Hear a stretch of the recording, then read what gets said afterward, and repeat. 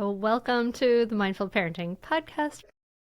I wanted to start off with the whole thing from the Surgeon General because I think this is so important. So, in 2024, the Surgeon General identified stress like nearly half of American parents are experiencing overwhelming levels of stress. So that the Surgeon General had to identify it as a national health issue, which is crazy. And you identify one of the things that is so vital and missing. And this is something, and this is why I wanted to have you on because I talk about this on the podcast all the time, how hmm under supported parents are and how frustrating it is in our individualist society. But so you identify one of these things as the village. And so tell me about how you came to this idea of like seeing parents and seeing that need for the village, maybe this need that parents weren't even seeing themselves. I was a nanny for over 15 years in my life, and I saw a lot of different things being a nanny and seeing that truly it did take other people, other help in your life, outside forces, support in order to make the family dynamic work. And the truth is, I grew up in an old school Italian family. My grandparents lived with us growing up. And so I had that quintessential village, if you know, but I looked around as I grew up and thought, not everybody has this. This isn't exactly what everyone else's family looks like. And I know how it helped me. I know the lessons it taught me. I know the values it taught me having a robust village of people. I found my people. They were supportive, they were unconditionally loving. They were a big part of me growing up and raising me beyond just my parents. And so I thought, what about the people that don't have that?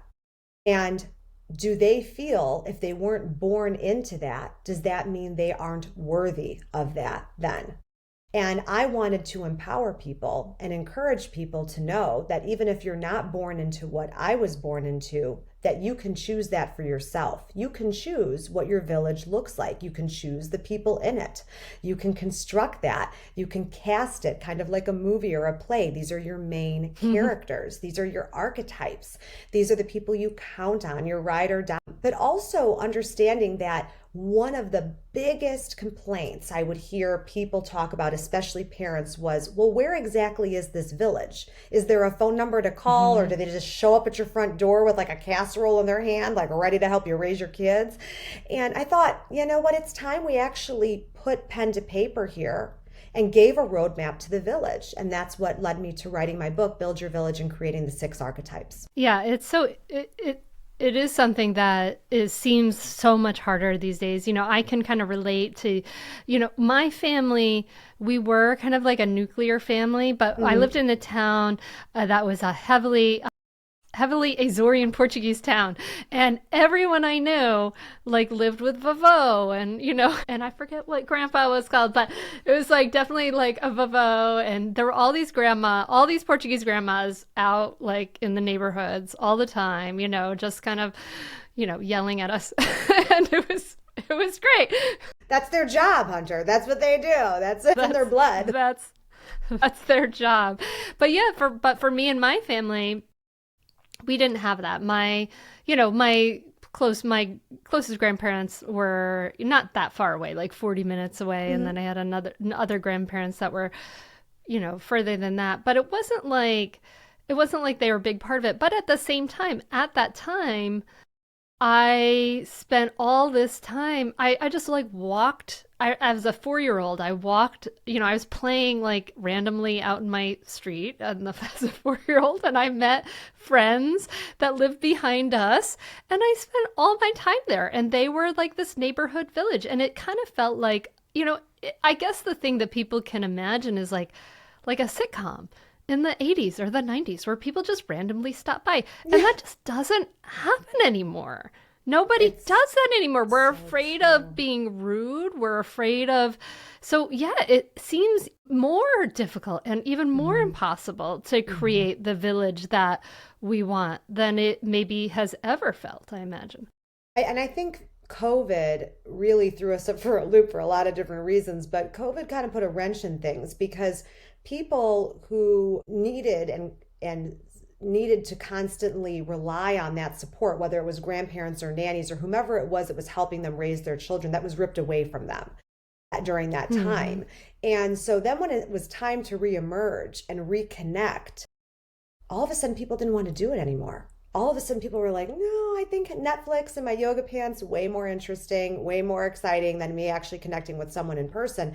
And all of a sudden you started seeing in the media that there was a loneliness epidemic, there was a friendship recession, and people kept thinking, why is this happening? I don't understand why this is happening. I'm like, call on me, coach. Hey, I know why this is happening. It's that you've forgotten that you actually need connection in life, and especially with raising children, in order to feel that you are fulfilled and satiated, seen, heard, and understood, all of those things. But I feel like we're still clawing our way back from those COVID days where when we detached, we didn't necessarily know how or wanted to reconnect again. Yeah, I think we could see it for our kids. Like, I could see for my kids, like, this is really bad for them. This remote Yeah. school, I could see that that was really bad for them, but maybe we don't see it for ourselves. And so, just for the listener, like, this is so essential for not only your health and well being and your happiness. Like, people don't necessarily want care about their own happiness, things like that. But also, if you have a village, it's going to make you a better parent. If you have all these places for support, if you have, I reference him all the time. The director of the Fire Mountain Center for Really Troubled Kids. He came on the podcast. He said the number one thing parents can go to do to make sure their kids don't get to my center is have friends they can talk to and That's, have good friends that they can yeah. decompress with. And that it just affects your whole ecosystem. We aren't just these individuals who can do everything. We inter-are with each other. And so as we create the support system for ourselves, it just affects everyone in our lives, including our Mhm. children, right? I don't know if you want to add to that, Florence, but I Yes, just feel like we need to you're right. remember the benefits. Absolutely, because I think we live in a culture today, and I want to cite social media specifically. There's a lot of Mm. reasons why the Surgeon General issued this warning, and I hate to say it, but this is probably going to be a topic that's evergreen in nature. Are we really ever going to be able to eradicate the parental stress? I don't know, but our job, I think you and me, Hunter, in this conversation, and those listening, is to try to figure out what are the tips, what are the tools to help try to prioritize things in our lives differently in order to take the air out of the tires a bit when you are feeling that overwhelm. And so when the Surgeon General issued this warning, one of the things they cited, beyond financial stress, beyond environmental, was social media. And that is one thing I think that is contributing to this kind of doom that we have in our minds and our hearts, and why we wake up sometimes in the morning with this heaviness to us, is because there's this subconscious comparison that we're doing, Hunter, on this, in this doom scrolling, when we see, the neighbors next door have better Halloween decorations than I do, and they made their holidays perfect, and I wasn't even able to carve one pumpkin for my kids this year because I was so underwater and I had a newborn baby, and I was dealing with everything else and dealing with postpartum. We're comparing ourselves, and I know that's giving a very specific example, but I don't think we realize how powerful media is and how dangerous that can be for our mental health. And that permeates everything else. And then that also affects how we show up in the village, how we allow people Mm. into our village, and how we show up in other people's. Because this is also reciprocal work that we're talking about. It's not just give me, give me, give me, me, what do I need from you? It's also who am I to other people?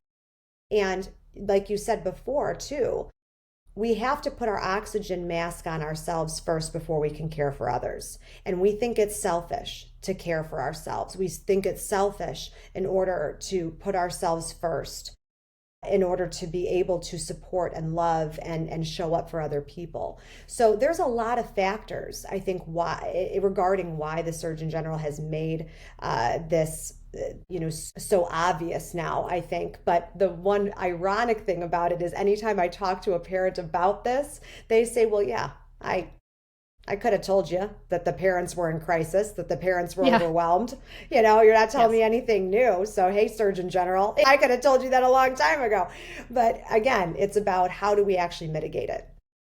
Yeah. Yeah. So, okay. So you talk about building your village. And so for those of us who are feeling like, I don't have a village, I'm alone, I've moved, Hmm. 5 hours away from all my Yeah, family for a job, and here I yeah. am with these kids. How do we sort of start to create this village? And you talk about kind of like two different sort of levels of village. Let's dive into it. So I do talk about the primary and the secondary villages. The primary, those are your ride or die. Those are your best friends. Those are your parents. Family friends that live close by. Those are the people you count on, maybe more daily, more weekly. And then the secondary village, I laugh because I say it could be your barista. And when I say that, people are like, "What? How could it possibly be my barista?" I'm like, "Well, you probably know a lot about that barista that you count on for your caffeine fix every day when you go in there. And how was your trip? And how are your kids? And what's going on?" That's a person in your village. That's someone you count on. But that secondary village also comes in during moments of crisis or moments of extreme need. Maybe there's been a death in the family, or maybe there's a divorce, there's a separation. Maybe someone has just had a baby and they're drowning, they're underwater, and there's going to be a village that comes in to help during that time of crisis or that time of need. But they're not always going to be there. They're going to be temporary. So that's your secondary village versus the primary village that you're going to have more so that daily or weekly touch point with those people. But when people ask me, what's the first step I can take? If I am looking to build this village, I've moved to a different city, I have no idea where to start. These six archetypes that I talk about, and I'm going to say them very quickly, and I say it quickly for a reason, Hunter, and I'll explain why in a second. But the six archetypes I talk about in your village that you're going to cast as these, primary, roles in your village are accepting, dependable, cheerleader, communicator, organizer, and healer. And the reason I always run through that quickly is because, and even Hunter, looking at you now, I can see you starting to cast people in those roles based on context clues of what you think my definitions would be. Now, in the book, I go into lots of detail. Each chapter, is a different villager. But I always talk about the first step because that's where people seem to get stuck. And before I even have you cast those villagers, the number one piece of advice I give to people is philanthropy. If you feel like you don't know how to go out there and make friends, to meet people, I always say philanthropy is a great way to do that because it's something that makes your heart flutter. You're going to throw it into Google or ask your community, ask your friends, something that makes something that's important to you.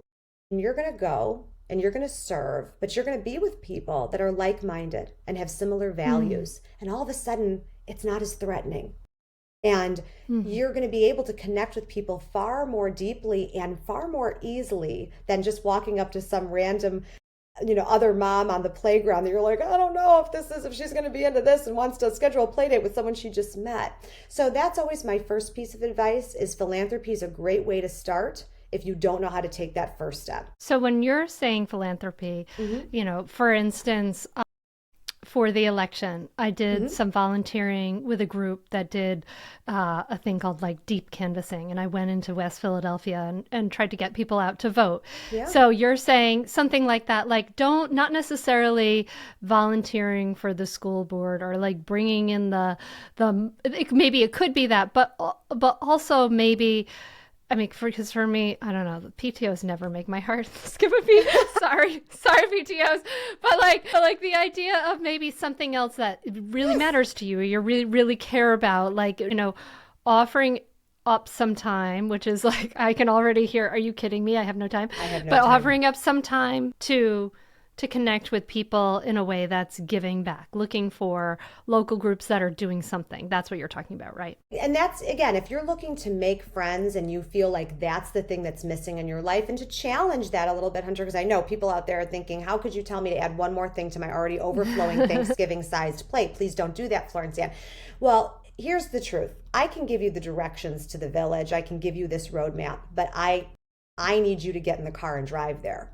So if this is important to you, if you are feeling like you are disconnected, you are feeling lonely, it's affecting your mental health, then you're going to have to prioritize this, finding people to connect with.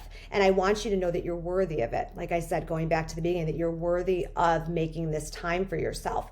But going back to the villagers, also, what I'm asking you to do here is figuring out where's the low hanging fruit in your life already. I'm not asking you with these 6 archetypes to go out and you have to make 6 new friends and you have to cast them in these 6 roles. You could have 4 accepting villagers, 9 healers. You could have no organizers. Maybe that's not a time in your life you need that organizer right now. Maybe there'll be a time down the line, but not right now. You're good with 4 out of the 6. Okay, great. But as you start casting, I want you to look at who's already in your life. Do you actually have these people sitting in the right seats? Maybe that's part of the problem. Maybe you have cast someone in the role of the accepting villager, but they are disappointing you. They're betraying you, maybe. Perhaps that's because you're not setting them up for success. They're not the accepting villager. Maybe they're the communicator. Maybe they're the organizer. Maybe you have to put them into a different role and then make room to hire or cast other people in your life that are going to actually fill that void correctly. But that's what I also see people struggling with, is sometimes making the puzzle pieces fit. Hmm. May need to be evaluating whether or not your village is currently working for you. Okay, so step one, you got no one around, go volunteer, give some time. And I just want to just go back to that because your listener, what Florence Ann is suggesting is also a really great way to say, hey, darling family, I'm going to be away on Wednesday nights from 7:30 to 8:30 and have time to myself where I'm not in the role of parent. That's actually a really good idea, so I highly recommend that. And then B, you're talking about these now different roles, like you may already have some of these people in their these, as support, but they may be in the wrong role. And you talked about the accepting villager. Is this the person that's maybe like, I'm imagining when you say the accepting villager, like this is the person that's the essential person where you're like, I need to kvetch about something that happened. I need to talk. I need to Yes. decompress and talk Yes. about something. This is kind of like what we're thinking of, right? Absolutely. The accepting villager is the non-judgmental one. The very first person you're probably going to cast in your village, and also the person that you can confide in about a secret or a problem you're having. So you're absolutely right on the money, Hunter. That, again, you could have more than one of these people in your life. And Mm-hmm. also, the fun exercise, too, is when you start looking at yourself and wondering, who am I of these 6 people Mm-hmm. to others? Because you learn a lot about yourself and how you show up for others by allowing yourself to do that evaluation, that self-evaluation, and you kind of have to know thyself before you can do anything else. Who is the dependable villager and the cheerleader villager? Well, the dependable one, I always laugh because this is the person that actually answers their phone, like your emergency contact, and I think no one answers their phone anymore. And True. so, can I tell you, Hunter, I am probably, no joke, like 9 people's emergency contact for their children for school because they know I'll answer my phone. So that's just a role that I play. And then you had mentioned the healer villager, Hunter, did you say? The Or cheerleader. the cheerleader, pardon me. So the cheerleader, people always ask me if I have a favorite one. And it's like a favorite child. Of course, you're not going to pick a favorite one, but I love all these for different reasons. But the cheerleader is, of course, someone who inspires. But I also love to think of them as someone that you're going to go to during a life-changing event, and you need someone to show up for you in this moment of transition. This is your hype person, but moments of transition, I think thinking about that and framing that for yourself for the cheerleader is far deeper and more effective than just the rah-rah person. It's someone who actually is going to be able to see you through something that is challenging. Okay. And then there's the communicator, the organizer, and the healer, just so we have rounded out for people. tell us briefly which Sure. is The each of these? communicator has your best interest in mind. They're curious and even tempered. They're capable of seeing other perspectives. They don't turn up the heat on the stove, they put a lid on it. The organizer is the person you delegate to. This is someone who's going to give you the peace of mind. You know that this is going to get done. You can release the control. And then there's the healer, the one that walks next to you through it, whatever the it is in your life. And it doesn't mean, and this is very important, if you take anything away from these villagers, please take this away. The healer is not the person who is going to fix you or fix your situation. This is someone that is going to walk next to you through it. It's a consciously compassionate person, your North Star, because I think we get into trouble when we start looking to people to fix us or fix the situation. Now I'm imagining the listener who is like, 5 hours away from your family and, alone with your kids and thinking, and I imagine that one of the things that happens is that we probably tend to cast maybe our partner, like if we're married, Mm-hmm. in like all of those roles. Like we want them Don't to do do it. Don't do all it. the roles. Yeah, don't do it. I already know where you're going. Don't do it, Hunter. Don't do it. Okay, well, why not? Why do we want to, you know, why do we want to distribute this? And then also, like, if you're saying like, oh, I don't have like a healer person, how does someone find someone like No. that? Well, first of all, the same reason you don't want to put it on your spouse to be everything to you is the same reason you want multiple friends. You don't want to put Mm. everything on one friend to be everything to you. That's also going to be problematic. And, sisterhood, I'm just going to talk about that for just a second. We do bond to women differently. And not to say that men aren't going to do this work too with village building, of course, but they also have their own way of bonding with their friends. But our friendships, they tend to see us differently than our romantic relationships, and we tend to go to them for different reasons. Our spouses tend to want to be fixers. They just want to fix the problem, not necessarily want to listen to you vent or, have that kind of emotional conversation. Some do, but that's generally where you're turning to your friendships for. So I want you to think about the same way you're not trying to put everything on a friend, you're not going to do the same thing to your spouse because that's not fair. You want to be able to distribute that sort of need and that support. And then, as you were saying about these villagers, and if you're sitting home alone and not figuring out, pardon me, how to actually cast these roles, I always say think about the people you have first in your life that may be able to fit into these roles, and maybe you haven't given them the opportunity to support you or serve in that way in your life. And maybe again you're going to recast, you're going to recalibrate a bit. Perhaps when you're going out there and looking for this person, this healer, you're going out with intention. You know the qualities that you're looking for in that person, and you're going to put yourself in environments where you're probably going to meet or be surrounded by people with these qualities. Like you said, what you just did for the election, or maybe it has to do with your church or whatever you subscribe to in terms of spirituality. And you think, okay, you know what? I'm going to spend more time maybe in a book club or a Bible study or a healing. It could be yoga or even possibly even deciding to go to therapy or starting, therapy or counseling. Sometimes the entry to support in this way does come with a fee, but that doesn't mean it's any less valuable. Just because you're going to start therapy at this point in your life doesn't mean that's not a villager that you can count on. Sometimes there's a price tag, and that's okay. But so think about what you want and what that looks like. You're describing this idea of the third place. And I think that this is something that people have talked about, this idea of like we have our homes.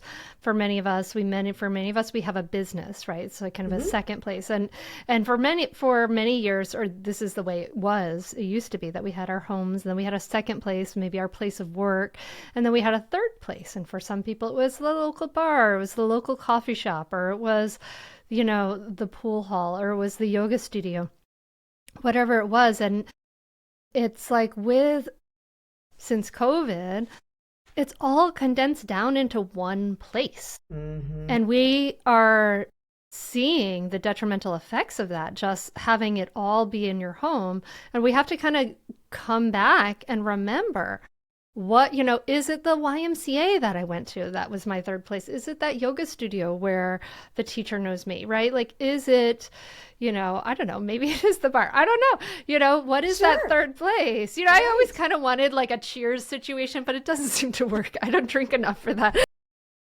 You and me both, Hunter. I would not be the one you want at the bar, that's for sure.